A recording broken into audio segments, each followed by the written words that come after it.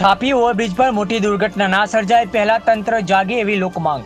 Railway overbridge પરથી રોજિંદા હજારો વાહનો પસાર થતા હોય છે। છાપી ગામથી નેશનલ હાઈવેને જોડતા મુખ્ય માર્ગ ગણવામાં આવે છે, ત્યારે છાપી ખાતે વિદ્યાર્થીઓ છાપી હાઈવેથી પ્રાઇવેટ વાહનોમાં બેસી ઓવરબ્રિજ ઉપરથી પસાર થઈ છાપી ગામથી શાળાએ ભણવા આવતા હોય છે, ત્યારે પુલ પર પડેલા મોટા ખાડાના કારણે કોઈ મોટી દુર્ઘટના સર્જાય તો જવાબદાર કોણ?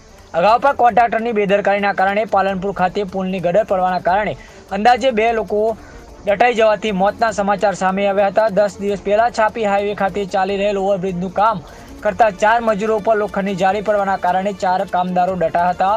દોડધામ મચી જવા પામી હતી। એવી કોઈ મોટી દુર્ઘટના છાપી રેલવે ઓવરબ્રિજ ઉપર ના સર્જાય એવી લોકો માંગ કરી રહ્યા છે, ત્યારે સત્વરે લાગતા વળગતા અધિકારીઓ ઘોર નિંદ્રામાંથી જાગી ઓવરબ્રિજ પર પડેલા ખાડા પૂરવામાં આવે એવી વાહન ચાલકો અને લોકોની માંગ ઉઠવા પામે છે।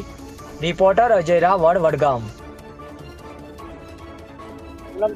મારું નામ ચૌધરી એપી ફલજીભાઈ। અમે અત્યારે રેલવેના ઓવરબ્રિજ ઉપર ઊભા છીએ। તમે પાછળ જોઈ શકો છો કે કેટલો મોટો ખાડો છે।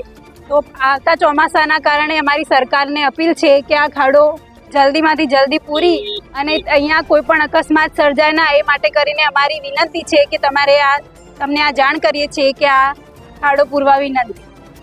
અને હું અહીંયા છાપી ગામના નટલિયા મારું છું। આ કાયમીમાં આ પુલ ઉપર હું કાયમી ચાલું છું। આ ખાડો એવો પડ્યો છે કે આની કોઈ સીમા નથી। હમણાં પરમ દિવસે આ બાઇક વાળો અહીંયા પડી ગયો હતો, તો અમને પણ ભય છે કે અમારી સાથે એવું કંઈ બની શકે। આ ખાડો પાછળથી દેખાતો નથી, બરાબર, પછી પડ્યા પછી ખબર પડી છે કે આ ખાડો છે, અને પાછળથી કોઈ ગાડી ફાસ્ટ આવતી હોય અને ચડી જાય બેસે અમારા ઉપર, તો એની જવાબદારી કોણ લેશે?